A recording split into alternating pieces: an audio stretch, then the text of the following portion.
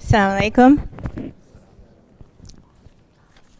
I was listening very carefully to what the brother said about leadership and development, and I was thinking about, in recent times, there's been this huge gap. And especially in the last 17 years, after 9/11, if you were 5 years old, you would be about 22 years of age. And during this period, I saw a decline in activism, in Muslim communities asserting itself, and also a failure to develop the youth, to prepare them to be advocates, to prepare them to be the leaders of the Muslim community. Obviously, we are getting older, the brother and myself. All of the speakers that you see are reaching a point where we need to hand over the olive branch to a younger generation who we are dependent on in this country to lead the American Muslim movement. Now, the institution of racism, religious racism, has developed in this country, and it has become widespread. It has become so profound, you can see the increments of its development in the past 17 years. And whether we would like to admit it or not, it has affected us all. And it has resulted in the loss of our human potential, productivity, and created a rising tide of fear. Sometimes we don't like to admit fear, but I can't deny that that element has been present in a lot of us. It has dictated the things that we do and also some of the things that we do not do. It has also alienated us not just from the general public, but also from our Islamic selves. Sometimes we can be amongst the masses of people, and we've chosen to step back, to be in it but not of it, to be part of the environment but kind of push back, of being noticed. We've altered the way that we look, our names. Muhammad became Mo, Ahmed became something else.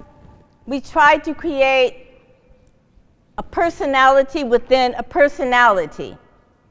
Often because fear of discrimination, fear of an inability to be able to be educated, not get the job that we want. And this has led to the decline of Islamic activity, the decline of Islamic activism, and it allowed the ability of negative forces to develop their power base in America that led to the decline of the Muslims in America.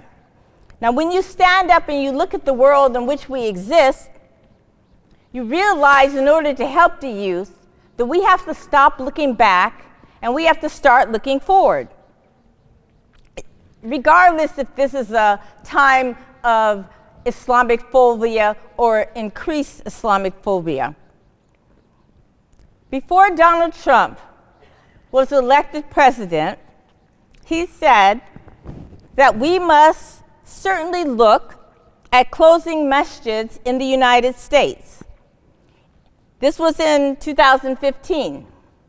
The same year, Trump said that we must entertain the idea of creating a database of all Muslims in the United States. How many of you already heard this? How many of you knew of his intentions to create a database of Muslims in the United States? It didn't matter whether you had a green card citizenship. If you were a Muslim, you would have been included in that database. Later on, Trump's campaign issued a statement saying Donald Trump calls for the total and complete shutdown of Muslims entering the United States until our country's representatives can figure out what's going on. We're having problems with Muslims. We're having problems with Muslims coming into our country. You're going to have to deal with the masjids whether we like it or not. Then within a week of becoming president, after becoming president, Trump signed an executive order blocking Syrian refugees and banning Muslims from 7 predominantly Muslim countries from entering, and where was our voice?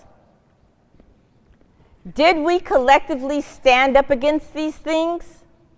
Did the worldwide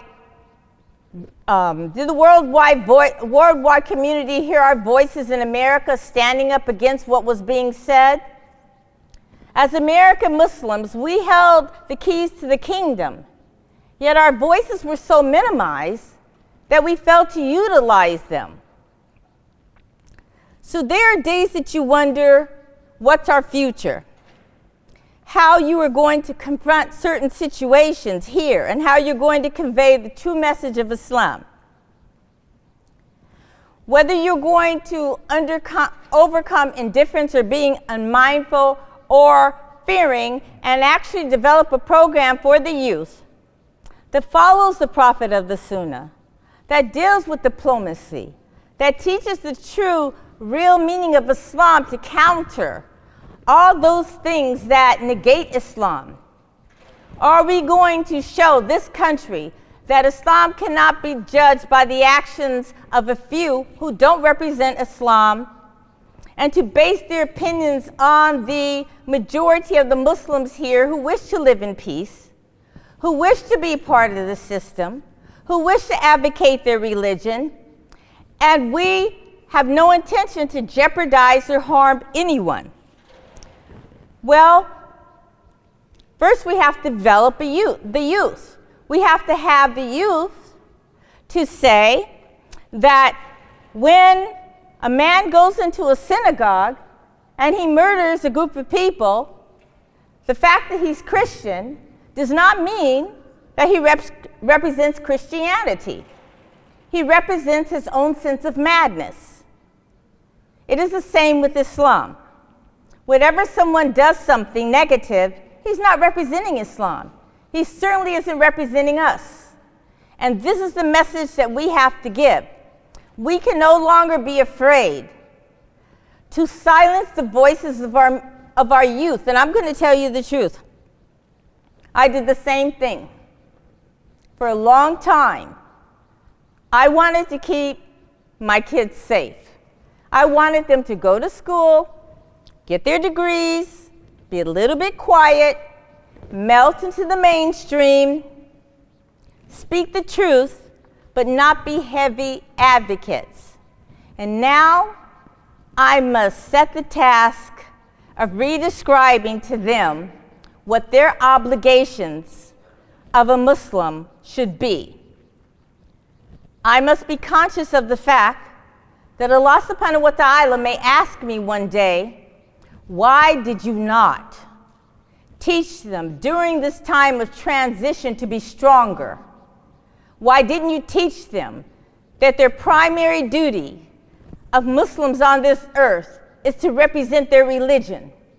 Why didn't I tell them about the Prophet's best friend and companion, Abu Bakr, his kindness, his patience, his decency in the way that he addressed Muslims and non-Muslims? Why didn't I tell him about Omar and his strength? May Allah be pleased with both of them. Their decency and their fairness, and that Islam is the religion of peace, but we have the obligation of defending it. We have the obligation of standing for Muslims across the world who are unable to defend themselves. We said nothing when there was a Syrian ban, even though the bombs were exploding on the houses and destroying whole families. We had a duty to stand up. We knew that the people of Gaza were going hungry. They had no medical supplies, but there are pathways that could have been entered where they could have received these medical supplies. But we were quiet. Why didn't we stand up against human trafficking when women were being sold into slavery from places like Yemen, Syria, Iraq, and Libya, and that this human trafficking venture was making more than Google makes a year, making more than Microsoft makes a year? Where was our voices? You know, our children not only inherit our nightmares, they inherit our thoughts. They inherit our disposition. And these dispositions must change. If we want to empower our children, we must empower ourselves and encourage them to bear witness to the truth. We are the people that bear witness to the truth no matter what it is. And if we can't do that, we are failing our children. I'm going to give you an example. If Omar Suleiman was in this room, it would be full.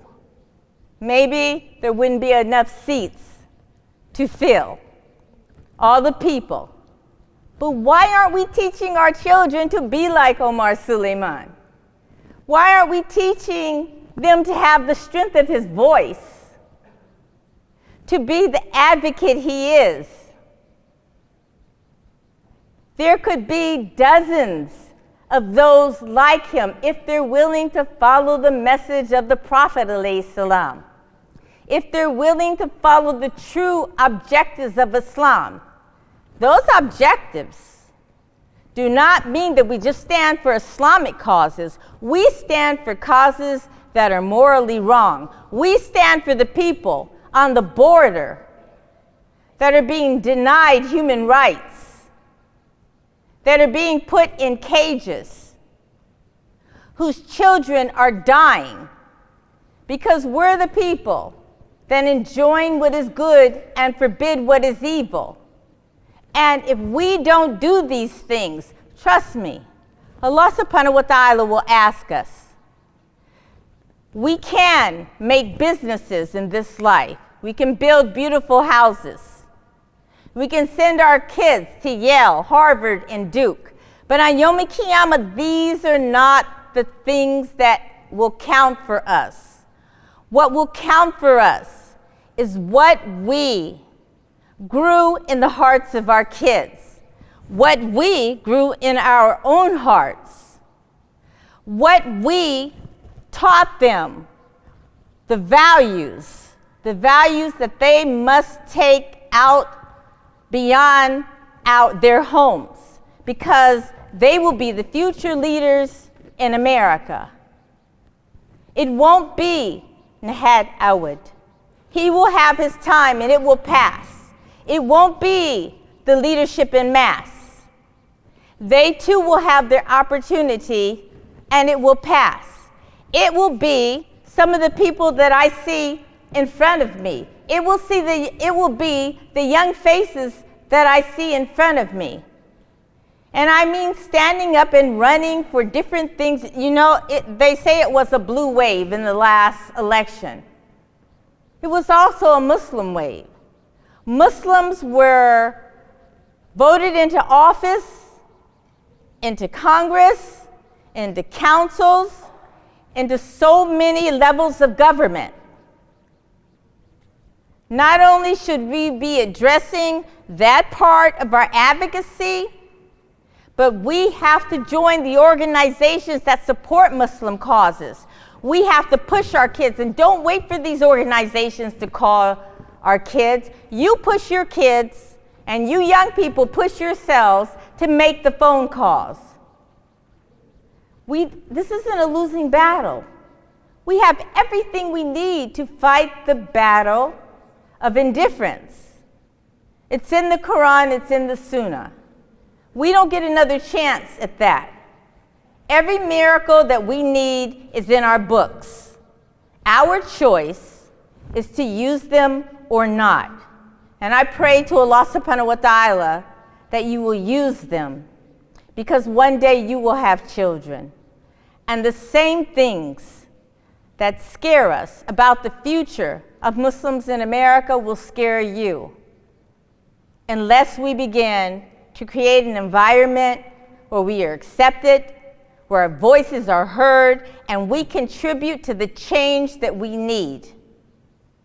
And we can only do that with you, with me, with your parents, with the communities, with every single Muslim group and advocacy tool that we have.